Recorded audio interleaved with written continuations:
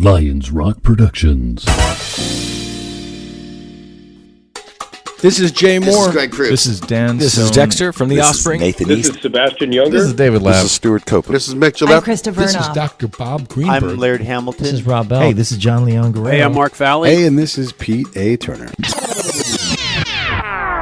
Hey, this is Joel Manzer, founding lead editor of the Autisable website, catering to the autism community, and you're on the Break It Down Show. And now, the Break It Down Show with John Leon Guerrero, Mark Valley, and Pete A. Turner. Literally, we've had voice actors on. You have the perfectest voice of all the people that we've had. You have that deep tone. It's great to have you on. Also, for the audience, you guys wouldn't know this, but Joel and I grew up, his brother and I were locker mates. We shared a locker in high school. So we all go back to Benicia. And one of the things that John and I like to do is we like to feature folks that do things from home that are incredible, notable, important, and your efforts with Autisable are all of that. So let me just first off by saying thank you, Joel, for being on the show. You guys can find out about it's good to be here. You can find out about them at Autisable, just how you would spell it, on Twitter. You can find them on Facebook, and of course you can go to their website, which is where they'd love you to go. It is free to be part of the community. We will talk about why, but basically we're talking about parents, kids that have autism, and how everybody gets along, how to improve lives, what are other people doing. It's where you can find help and learn and be part of a community, maybe extend out some help. So again, thank you for coming on, because this is important work.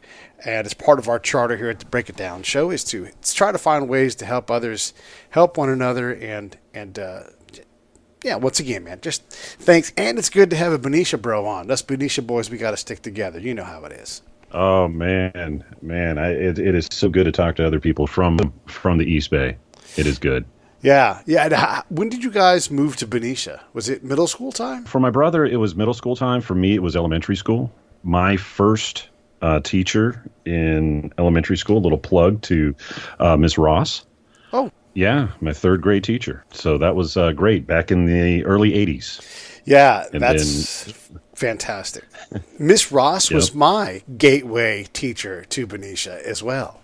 And also in the third grade. I definitely tag her in the show notes. I'm sure she'll get a kick out of it. She inspired me. She has no idea about this, I don't think. But she inspired me all those years back in third grade. She handed out some hand-painted ornaments for like 19, whatever year it was. So you got that too.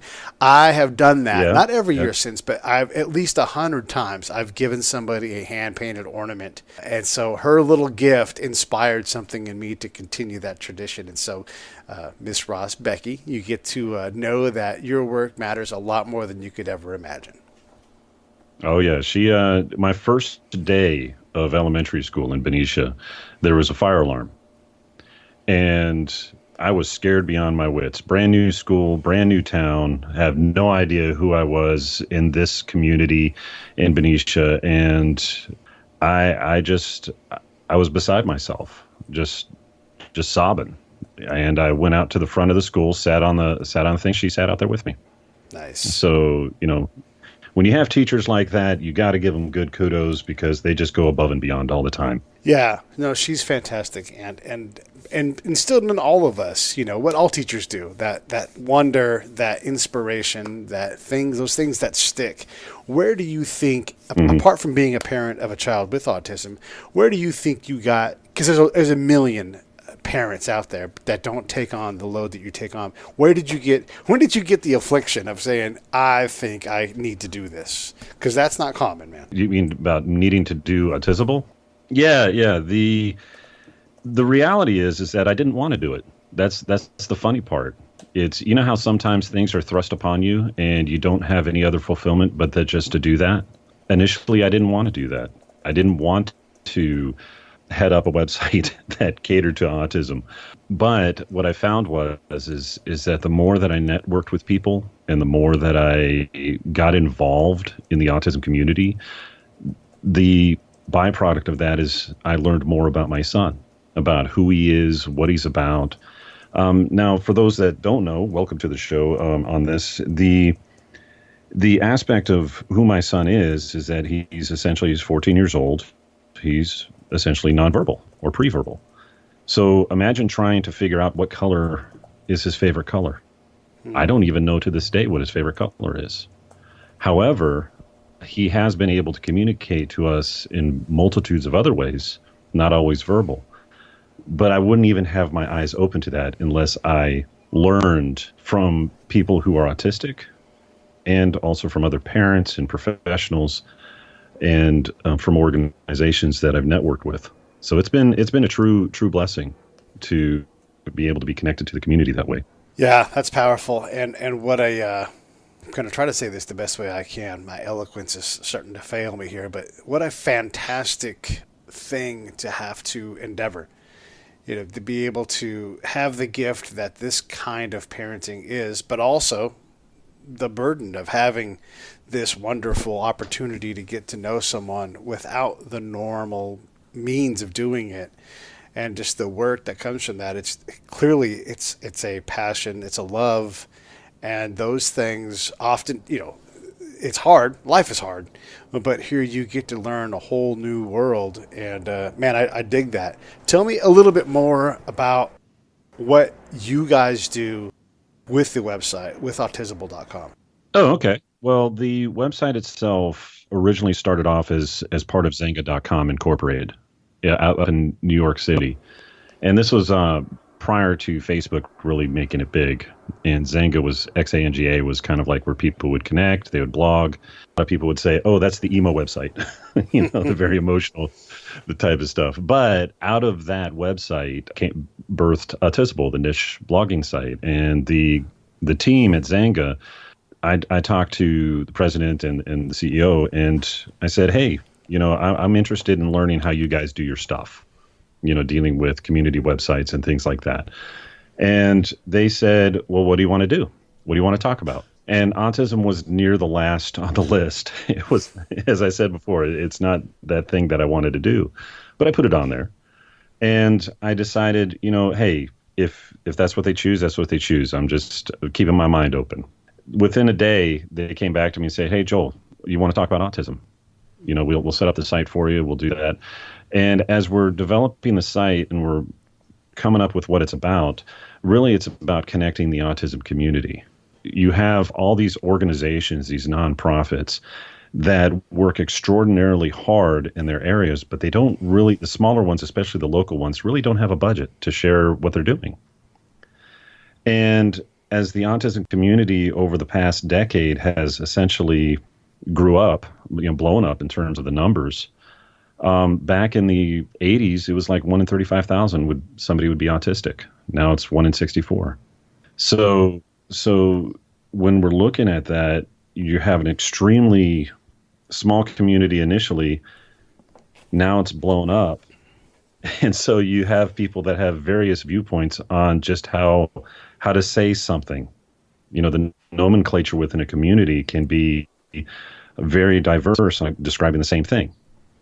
So different perspectives, different points of view, it needs to be discussed. So Autisable has become this place that you don't have to deal with the nonprofit, and their only way of doing things.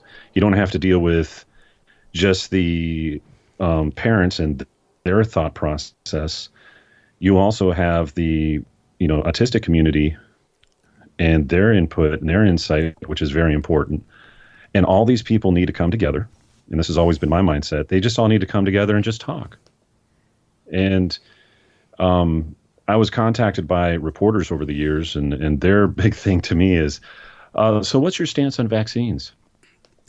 And I'm like, what does that have to do? I want to jump in, though. This is an important thing because as you deal with this, that's a crucial question to answer, but it's also indicative of where the conversation is. Like what do I stand on vaccines? I got to get my kid to bed. Yeah, it's like you're talking vaccines? Can I at least get 3 words out of my son that makes sense, not just repeating what I'm saying? Right. And you're talking about causation. Can I get the services? Can I get insurance to cover for things? Because right now insurance companies aren't covering worth squat. on most things that are vaccine that are associated with treatments. But on the vaccine issue, so just so everybody knows, my stance is not to have a stance. Yeah. But we need to understand that the challenge with mandating vaccines is that there are people and that have a propensity to have an allergic reaction to a vaccine. It's a very, very, very small segment of the population, but it's a minority that needs to be heard. And we need to be able to have precautions and safety for those folks.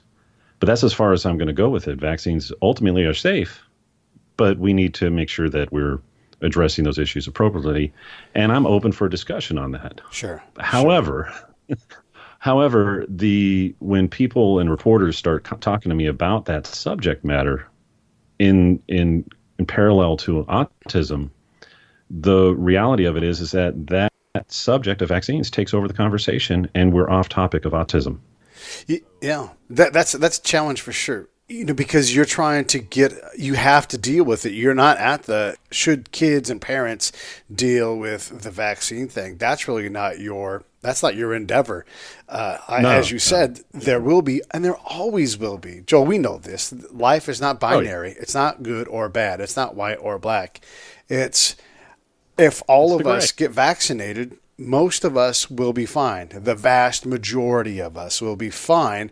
And right. They will be protected from measles, mumps, rubella. Oh, yeah. These things that would be a scourge on humanity if they were let loose. Oh, yeah.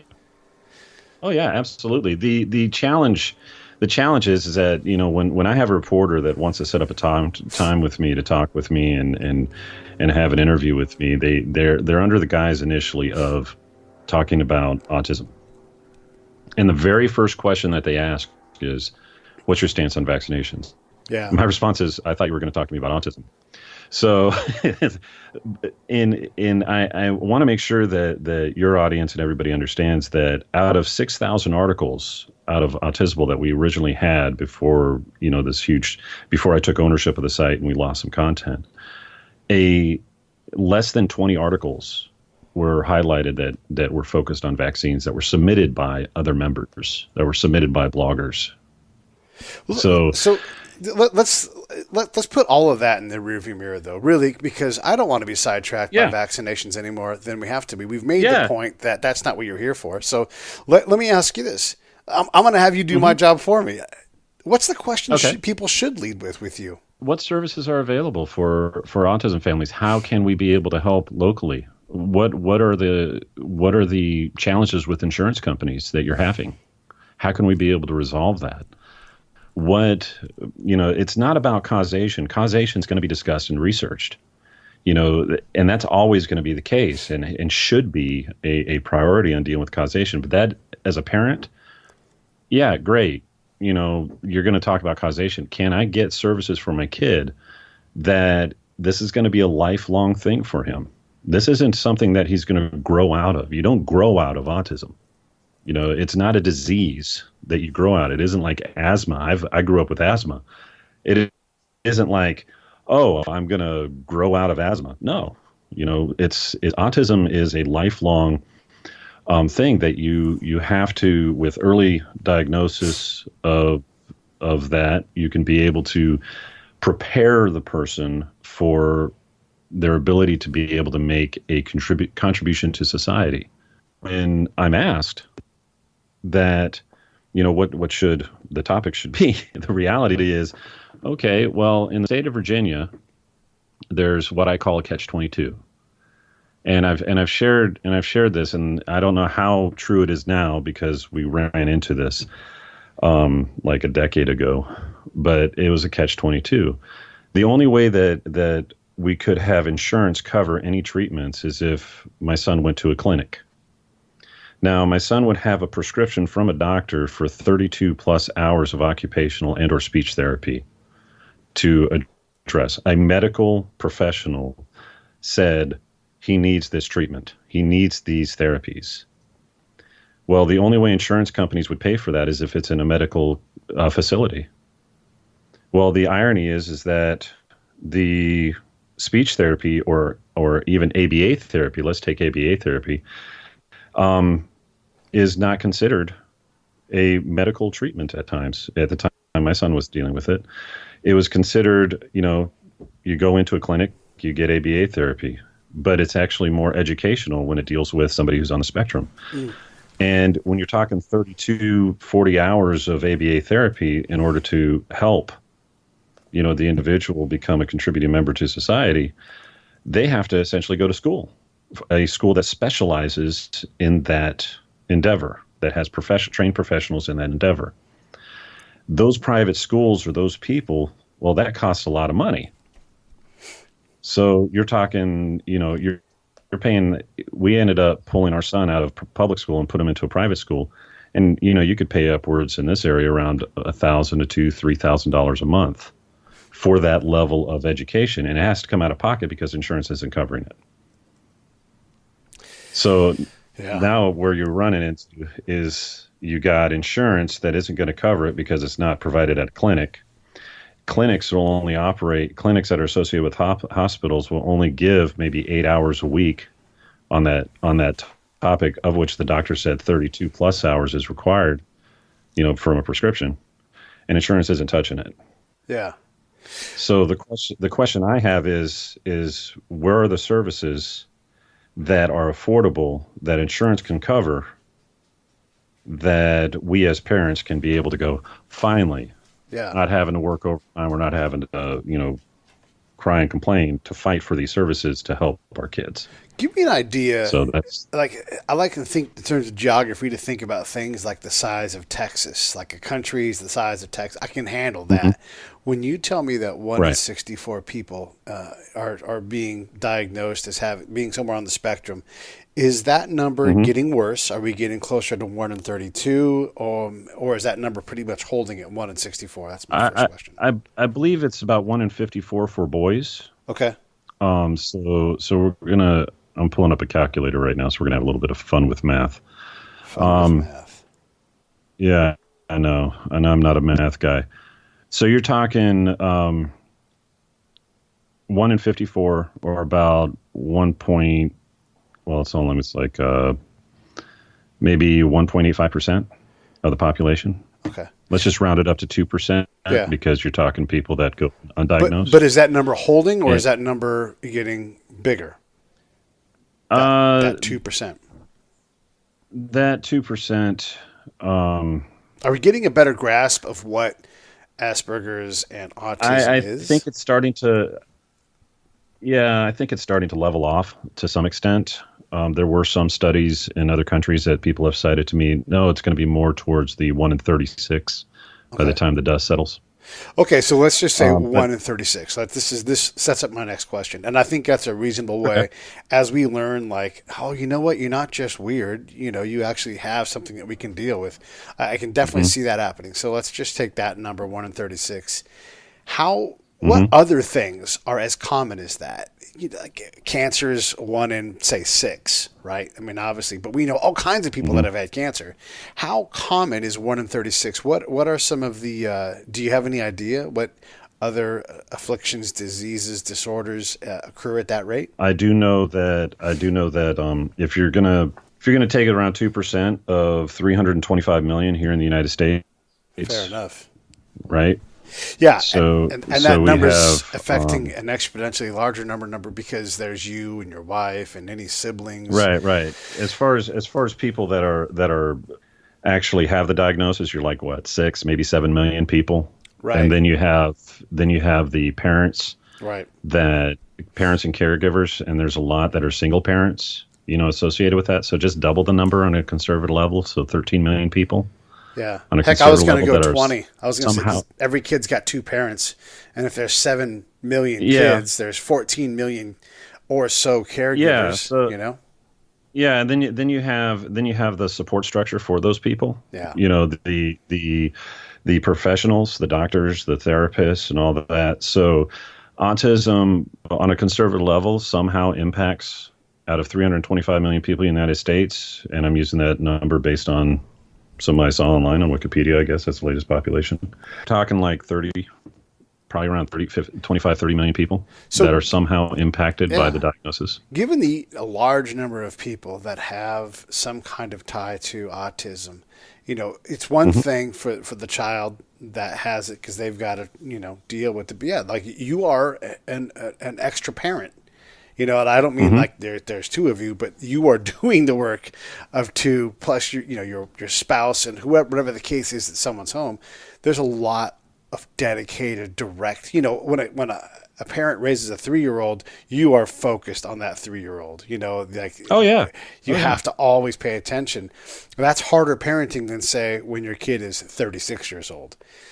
But that burden doesn't get released from you. Whatever level of care your child has, it's going to continue on for a long time unless they're able to get to a point where they can be somewhat self-sufficient. And that's not always the case. So we're talking about a lot of people spending a lot of years with this. What do we do as a nation about that? What's the next level? I know what you're doing in terms of education and access to things. But, when we talk about, like you talk about medical insurance, right? It's not a medical insurance thing. This should be a care thing. Like you don't buy your kid has autism, right? Yeah. You're not buying insurance against that. You're saying I need a service that's affordable so that I don't have to have 3 jobs and not care for my kid while I try to afford the care for my kid. Like that doesn't work. What do we do, man? What do we do? There are examples of some nonprofits that have stepped up in certain areas to be able to facilitate or to act as an extra arm or a service to the parents. So, for example, there's a local nonprofit here in the Tidewater, Virginia area called Camp Gonna Wanna Go Again. They're a small nonprofit, and once they open their doors every late winter, early spring, what ends up happening is that you get a flood of thousands of people going, we want to have that service. And all it is a summer camp. You drop your kids off, and summertime's a really challenging time. You got the heat, humidity. You got to have somebody to be able to take care of the kid, and they can't accept everybody. Once they have a limited number of slots available, and once those slots are filled, that's it. That's all they can do because they don't have the resources to be able to accommodate. And a lot of nonprofits are in that challenge. Is they have a limited number of service, but they can't help everybody. It leaves certain parents, empty-handed in certain areas, but at the same time, you have opportunities out there to help. You have opportunities to be a hand. One of the things I've discovered over the years is that many autism parents, as they're taking care of their kids have so many sensory issues, they can't go out in public all the time. Right. So when they can't go out in public all the time, they're essentially shut-ins. They have those challenges in being able to go out and about. So that's one of those things where networking and connecting with people online tends to be an opportunity for them to be able to connect with others to express themselves. Yeah, that's cool. Being able to network in the support that we need. What's been innovative? What's going on that's changing the game that you're seeing in terms of providing care and access to resources? What I've noticed is that you have, because a lot of what I do outside of Autisable, it really deals with marketing and deals with the use of social media and social media outlets. And seeing how parents are using multiple social media outlets to network locally and to network, on a national scale. I tend to network both locally, nationally, and internationally because there's autism communities, of course, worldwide.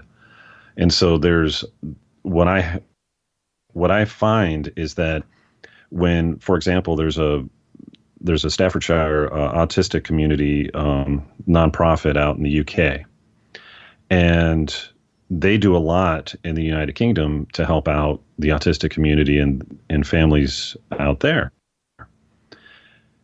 There's some nuggets of what they do that benefits over there that could be beneficial to other communities.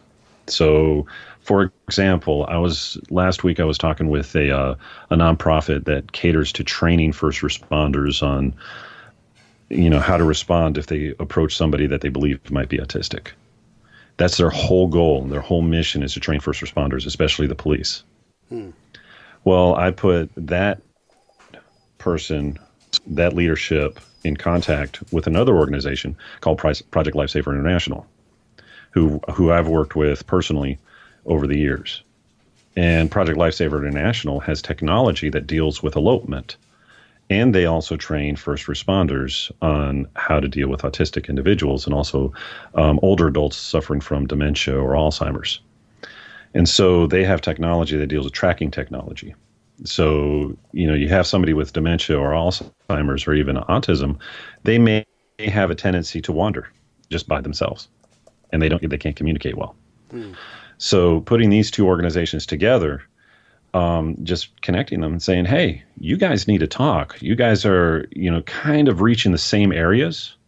There might be ways that you two can work together to accomplish the same thing. Pull your resources together. One's based up in Northern Virginia, the other one in Florida. And it's that level of networking that can actually go, oh, something, this organization over here is kind of doing what we're doing, but I like that thing. Maybe we can implement that here locally, because that need is there. And there's so many examples that are running through my brain right now. I can't even dive into one besides what I just shared. Yeah. So, but that's the exciting part about networking together, especially when you're getting nonprofits together to network and to not fight with each other for donor dollars. Because here we are, we're here to serve the community. How can we do that? Yeah, fair enough. I mean, how can you do that? The networking also allows for someone who has a big checkbook, like anybody has a checkbook anymore, and deep pockets to say, this is something I'm passionate about, or this has afflicted my family. I couldn't imagine doing it with less resources. Where are the places to invest my money? And I want to ask you the follow-up question to that in a second. But first, I want to say Joel Manzer, he runs autisable.com. You can find them at autisable.com. You can find him on Facebook. You can find him on Twitter. He will talk to you. So if someone in your family is struggling, trying to figure out what's next, if they're trying to, at least, is there an answer? Sometimes just knowing, no, there's no answer. This is where you have to dig deep. Great. His people, the work they're doing there, it does bring community to the autism world, the spectrum world for all of us in humankind. I want to thank you for that. Where does the money go? How does someone who wants to contribute, how do they know what's viable? I mean, you guys have your thing, but there's a lot of people and agencies trying to help. I know in the addiction world, there's so much guesswork and we don't know and fraud that it's hard to know where to invest money in something like that. What about in the autism world? How do we put our money in and how do we know it's good to put it there? Yeah, that's an extremely good question. One of the things that we always look out for is when somebody says, they know of someone who's starting up a nonprofit, the first question is, okay, is that nonprofit go through all the proper channels to acquire the status of nonprofit? And the other thing, too, is that there are ways to be able to links to be able to deal with reputable organizations and their reputation in regards to it's not just the autism community, it's any nonprofit. There's ratings and things like that.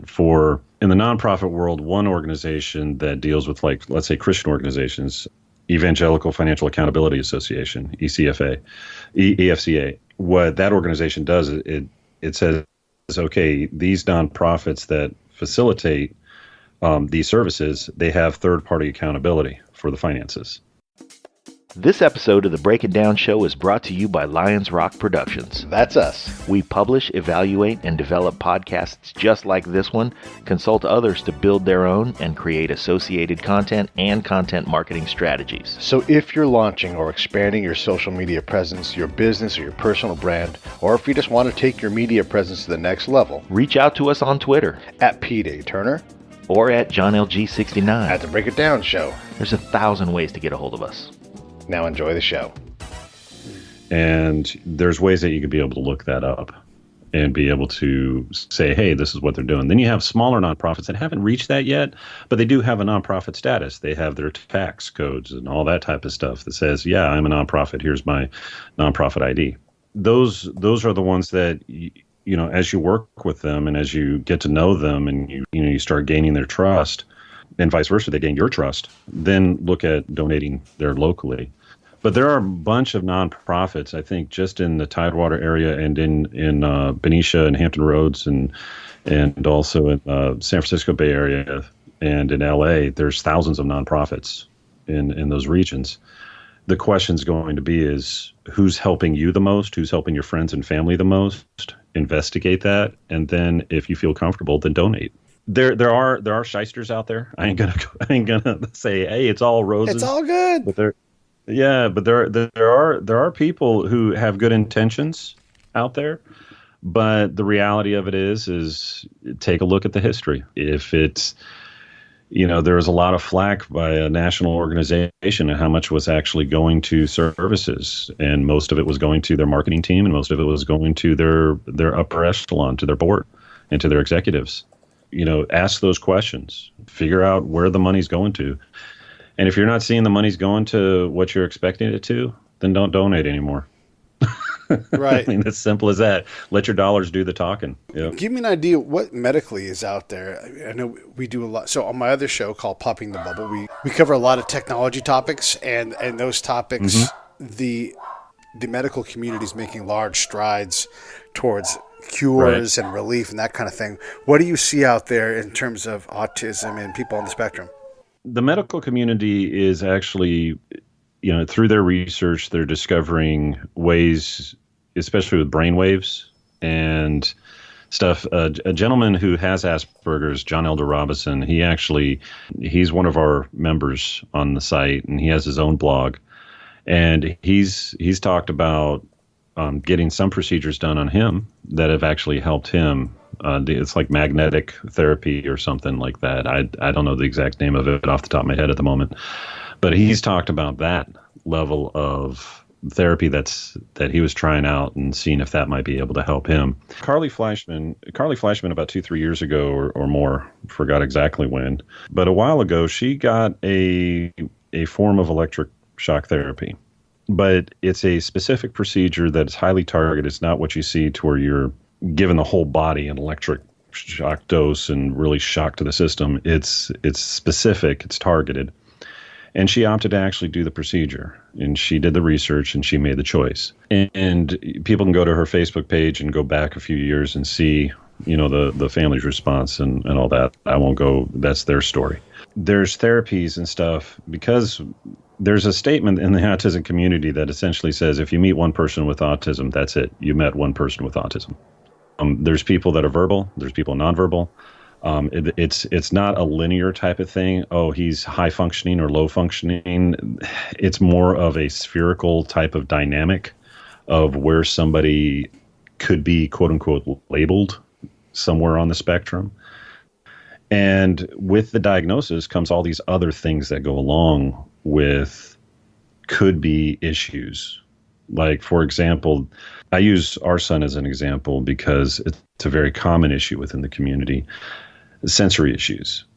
Like barometric pressure is an issue with our son. When it's a huge spike in the pressure, where it jumps really high real fast, it's like he's having a migraine headache.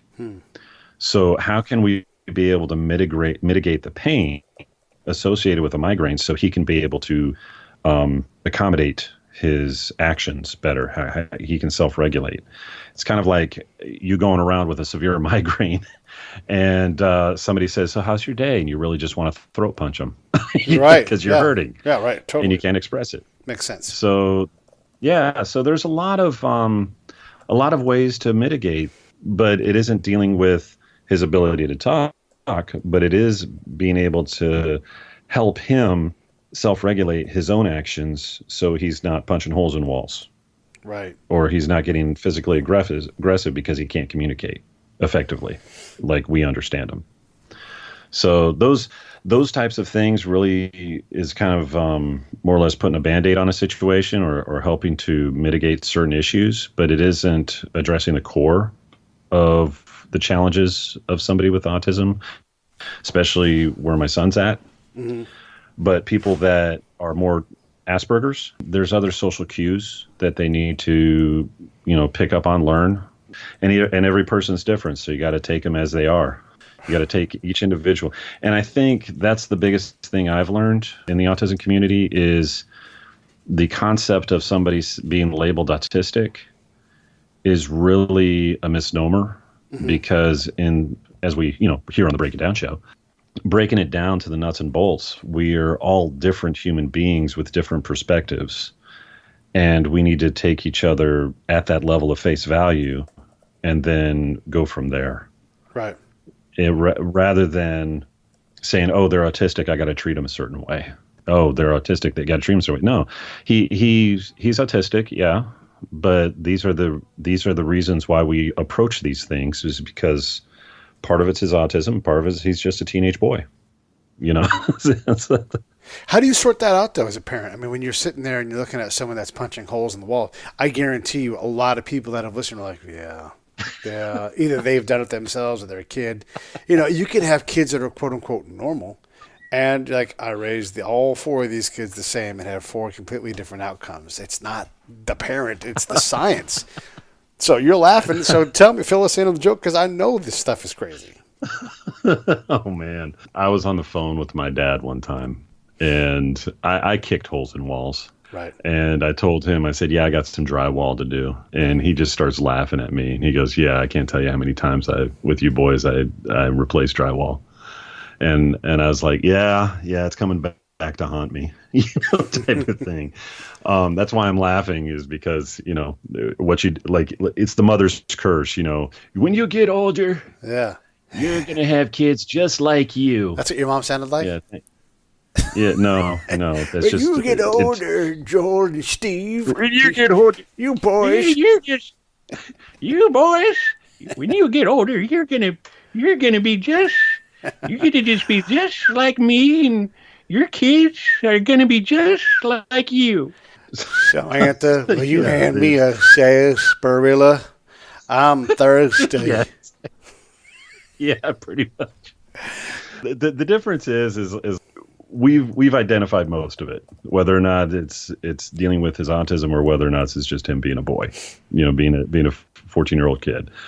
If he's repeating himself, if he's stimming, if he's kind of getting into this cyclical issue that he can't get out of, dealing with sensory issues and all this other stuff, usually it's the sensory issues associated with autism. But if we're saying no to something and he's mad and he gets ticked off and he starts storming off and slamming doors, no, that's just him being a 14-year-old, being an obstinate kid. He's just being a dick. Like pretty much. We've all had those phases. But for sure. Yeah, I remember when I did that. Yeah. So it's you can identify it. I think as he's gotten older, it's become easier to identify, because you start seeing those things that you did in those moments at his age, and you're going, oh crap, yeah, I did that. I did that too. And then what did my parents do that I don't want to do to stop that? Is that the kind of stuff you find on Autisable? Like, will there be an article saying that my kid, I haven't mapped out what's 15 and what's spectrum? Yeah, you get some of that. Sometimes you get people just talking about their, they had a birthday party, or dealing with sensory issues, dealing with various different types of treatments that they're trying with their kid. You get people with advice. It's like any other social media outlet, but it's just more long form posts of what people are going through. So, you might have somebody go, hey, can somebody help me out with this? Somebody actually now there's different aspects of Autisable. You got behind the scenes when you become a member, you got essentially your news feed of people that you're connecting to. So you connect to other members. Okay, great. And just have a field day doing that. And then like any other news feed like Twitter or Facebook, that's your basic status updates. You can share articles and things like that. But then there's the journal, community stories. These are things that for the most part stay behind in the community, and people it's more long form blog posts. And then you have posts that are submitted to the main page. And those posts that are submitted to the main page, that's where myself and a couple other people really look at those articles and those blog posts and go, you know what, this is good, not just for the community. This is what the people need to know of what's going on, of what's happening. So there's layers of privacy in all of that some people don't want the whole entire world to know everything at once. They just want to connect with others and go, can you help me? And other people are like, I just need to connect with a couple of people. Can you help me out here? Mm-hmm. And so you have those types of interactions and stuff. It carries over every once in a while on our Facebook page. And then every once in a while, there's people that come out of the woodwork on Facebook groups, and they join the site and they're like, hey, various autism Facebook groups that are out there. There's options to connect at that level. When someone has that kind of a troubled thing and they just need to talk to somebody, like even if it's just a vent, do you guys have a mechanism for that at all? Usually, I do best writing, believe it or not. I struggle at speaking my own words, believe it or not.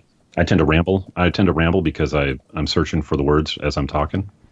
The ability to be able to just type it out, edit it as you're typing, and express that way is great. And of course, we have our podcast, which is myself and another autism dad when we're able to schedule them, kind of like how you guys are scheduled with a boatload of them. Yeah. The podcast, Autisable Dads podcast, is myself and Rob, who are autism dads. And we just, it's like we're talking on the phone and we're just a couple dads talking out what's going on in the community. So we got a few podcasts that address that from a dad's perspective, because that's not often you get that in the autism community. It's usually autism moms that spearhead so much. Why is that? I've talked to other dads about that, and we're kind of all in agreement that a lot of times we're so hyper focused, and we tend to be Mr. Fix-Its most of the time. Okay, I see that. Yeah, when moms take the spearhead, we don't know what to do. I mean, it's quite honestly, when my wife takes the lead on dealing with my son's school and stuff, I let her know. Just let me know what's going on, and if I need to be, more involved there. Because if my presence sometimes can impede progress. Sure, I see that. I mean, I'm 6'4", over 320 pounds. If I'm sitting in a meeting, it can be intimidating to a bunch of people that are sitting in the meeting. Yeah. And my wife, we're sitting in these IEP meetings and school meetings, all this stuff, and she runs those meetings. In my opinion, she runs those meetings like a business meeting, because she's got a lot of years of business behind her. Right. And so she's running those things. I am kind of sitting there, and every once in a while I'll ask a question, and I would put my foot in my mouth in those meetings. After the meeting's over, it's like, my wife will tell me, you didn't need to go there. That's already been addressed. But my presence is more for support than it is to actually resolve things. Most of the moms, autism moms, they are like diehard. I mean, don't make any mama bear mad. I mean, it's one of those. It's that simple. Now the dads on the other hand, we're there to kind of field what's going on in the community. That's my job. So, for example, the way that our dynamic is in our home is that my wife kind of takes point with our son on the education, that type of stuff, and dealing with the autism stuff. She'll ask me questions to ask the community, and then I'll field those questions from the community and go back and forth and say, hey, this is what I'm seeing as the response to that question. Let's investigate that further. Now, other autism dads, they have different dynamics with their spouses, and vice versa. Sometimes the dad's at home and he takes point on stuff, and the mom doesn't know what to do. The challenge that we're finding with parents is one or the other doesn't know exactly what to do, but it takes team. Yeah, I can see that. I can't do this by myself. Yeah, I can't be an autism dad by myself. Right. I have to have my wife. Yeah. If he's hyperfixated on expressing anger or angst, he's going to take it out on me, and there's nothing I can do to stop him from that because he gets in a funk. And so, all I can do is just do a little bit of restraint, wait for the meltdown to finish, and redirect, but I can't really stop him. When I'm in the middle of redirecting stuff, my wife will come in and just go, okay, that's enough. And both of our presence there helps her, because I deflect most of the time. And then she's able to do what she can do.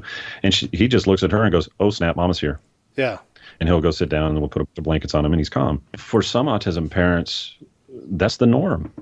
For us, it was about 5, 6, 7 years ago, his meltdowns were like 2 to 3 hours. Wow. because he's expressing himself, but he doesn't understand that we were understanding him. And so there was a disconnect, huge disconnect in communication. Now it's like 20 minutes. That's it.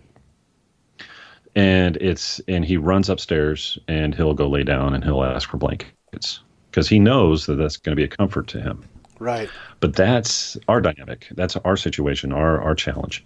Yeah, and your language. You guys have had to learn this pattern that is not verbal. It's not, he, even if it was sound based, he's still got to be able to sort out which sound to do. And you guys are going to have to go, oh, those sounds mean something. But you don't even have sounds. You just have outcry. Yep. I remember being a dad with a quote unquote normal kid, my kid Brenna, holy cow. No, she's fine. When she was itty bitty being a parent, I didn't know the first thing about being a parent. I knew about drinking and chasing girls around, and she's crying and I'm like, I've fed you. I've changed your diaper. I'm holding you. I don't know what to do now. And I'm like, it's on me, the parent. I'm the one with the brain. I don't get to get frustrated. I get to dig deep and go, all right, let's try some things and figure it out. I can't imagine, man. I mean, I know people do it because, like you said, there's 20 million of you doing it every day, trying to care for these kids of yours that are going to be your kids for their entire life.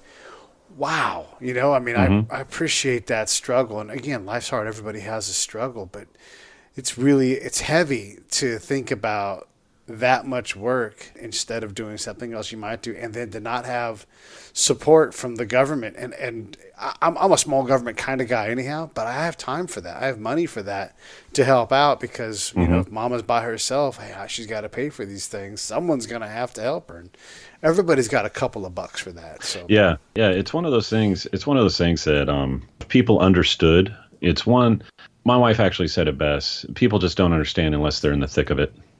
They just don't understand. They don't understand what's going on unless I've heard you say this, and you and others that have been in the military say this, that you don't understand being in a battle until you're in it. Yeah. You don't understand a firefight unless you're in it and you got bullets flying past you. You don't understand that level of PTSD that could be involved in that. And that's the challenges in the autism community. There were some studies that I don't know how true they are or not, but there were some studies that went around years ago about how being an autism parents suffer a level of PTSD that is on par with people that have been in battle. Yeah. And to some extent, I agree with that.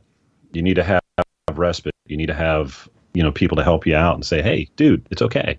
You're all right. We get it. It's also something that doesn't go away. That damage is there, because you were using your entire brain in these situations, and your animal brain is shooting out animal limbic brain messages, which are respond, protect. And then your cognitive brain is going, why can't I figure this out? And then the chemical exchange between all that stuff, it opens up pathways that were never meant to be opened, and you have to constantly recalibrate. At least I do. My thinking go, oh, wait, I'm in Orange County. It's not that dangerous here. Right. Hey, tell me some things that are wonderful about your kid, though. I mean, I know the parts about being a parent of a child that needs constant care, but I know there's things where you're just like, I just love being a parent, man. I love my kid. Tell me about some of those things. Oh, he is sneaky. He is a sneaky kiddo. He is humorous and he is sneaky. He's very blunt with where his opinion is and what he wants to do. And he doesn't divert from that mission of what he wants to do. And he tries to be as sneaky as possible to get what he wants. And at the same token, his laughter is infectious and his ability to be interactive is incredible. And he figures things out in a heartbeat. He doesn't take him long to size somebody up and go, yeah, I like you, or I want nothing to do with you. It doesn't take him long for that. So we had this porch swing on our front of our house, and our son loves to swing. Okay. Somebody came up to our front porch, and I'm sitting in a rocking chair there, and they're talking to me, and all of a sudden, not even 2 minutes go by, my son's going that way. And I stand up and I start walking out, and we go out to the middle of the front yard, and my son just looks at both of us with a little bit more anger, and he goes, that way. And I said, hold on a second, buddy. Talking to the guy that came up to our house. I'm like, you want to go inside? He's like, no. And it took me about 5 minutes to realize he didn't like the guy at all. There was something about him he just didn't like at all. And it wasn't an invasion of space that the guy was doing or whatever. It's just the way he carried himself that my son didn't like. And come to find out, there were certain viable reasons for that. So it's that type of, his ability to be able to size somebody up. And he's a big kid. He's taller than my wife now. And if he doesn't want somebody around, he'll walk away first. And then if you go after him, he will hit. He's like, I want nothing to do with you. I want nothing to do with this person. Get out of my face type of attitude, like a teenage boy. Then on the same token, he comes into the room one day and he's just looking at me like I can read his mind. And I'm like, well, what do you want to do? And he goes, do. And then he lifts up his arm and points out back. And he wanted to go to the hammock in the backyard. And so I said, you want to go hammock? And he says, hammock. And he's in that level of communication that he tries to, interact. And when we get to that level of interaction, he gets excited and he laughs and he interacts. And then there's moments to where we're driving around and we do a lot of car rides in the area. In this area, mind you, Tidewater, Virginia area, Norfolk, Virginia Beach, Chesapeake, it's very flat. Okay. And when I say flat, it's like my desk. It's just nothing on it, just very flat. And we hit these straightaways, and he goes, 1, 2, 3, go. And then just starts laughing. And I'm like, okay. And just 1, 2, 3, go. We hit a stoplight. And he has these moments of fun, these games that he has for himself that just, it's simple, but it's the simplicity of life that makes it all the much more enjoyable. And he just gravitates toward those moments. And it's just very exciting to see him get excited about the simple things.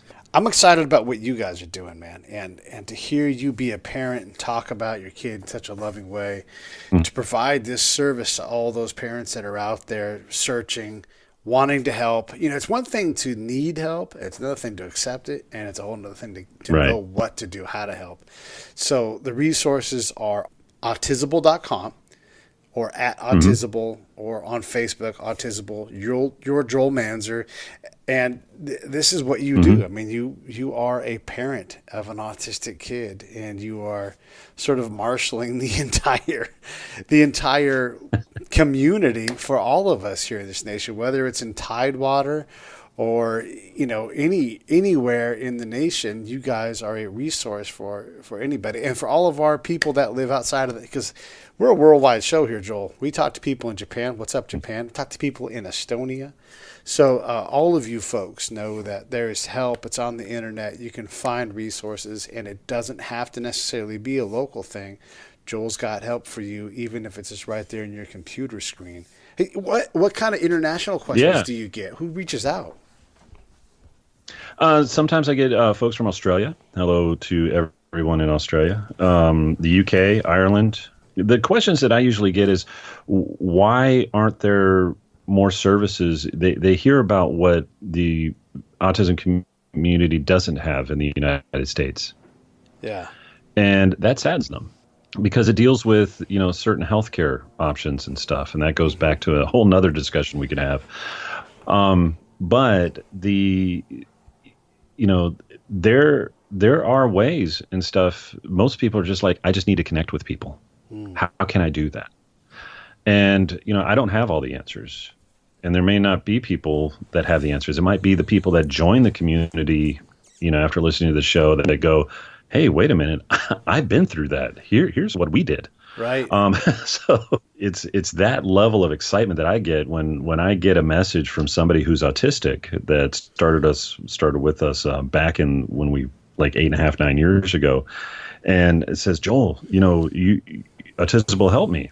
And I'm like, okay, how? I don't know. What did I do? Right. And it's like, and they were praising me. And I'm like, I didn't really have anything to do that, except you have the ability, you just need to hone those skills. And this is an autistic individual. And she said, no, it's that aspect of saying, you encouraging one another. And here's somebody who has difficulty with social skills saying, I'm glad Autisable was around and I was able to do that, because now I can articulate better. This is exactly why I was hoping we would land on this spot. So we're going to nail the landing here, bring this full circle. But these kind of influences that you're like, oh, you're reaching out from Australia. Wow. You're having an impact on kids' lives who have autism as well. I mean, these are normal things and you're doing it. This is just like Becky Ross for us. Back, when we were in the third grade, is her fingerprints are all over our brains in ways we don't even realize. It may never realize. So if no one else tells you, I appreciate you giving us all this opportunity to learn more about how to deal with this and how to excel at being a parent in your given situation, because it's changing the way people see how that part of the world operates, and it's making it a better place, man. And so I appreciate your sacrifice. I appreciate your time. I appreciate your passion, and I appreciate when we get to see people from Benicia doing these incredible things, because we're a tiny little town, but we keep having these great stories to tell. So, man, thank you for coming on the show. Anybody and everybody, I encourage you. Thank you for having me. Yeah, no, it's our pleasure. And then anybody who's interested, autisable.com, and for sure reach out if you can't find. Hey, talk to me at Pete A. Turner. You can get Mark at Yes Mark Valley, or John at John LG69 on Twitter. I will definitely talk to you. For sure, reach out, whether it's about Autisable or something else. If you ever want to get a hold of our guests and ask them a question, I'm glad to make contact for you. Joel is a wonderful guy. He's up all the time. He's one of those no sleeping kind of people. So he's always ready for a conversation. Coffee is my friend. Coffee is your friend. Just, hey, seriously, thank you very much, man. I appreciate you. Thanks, Pete.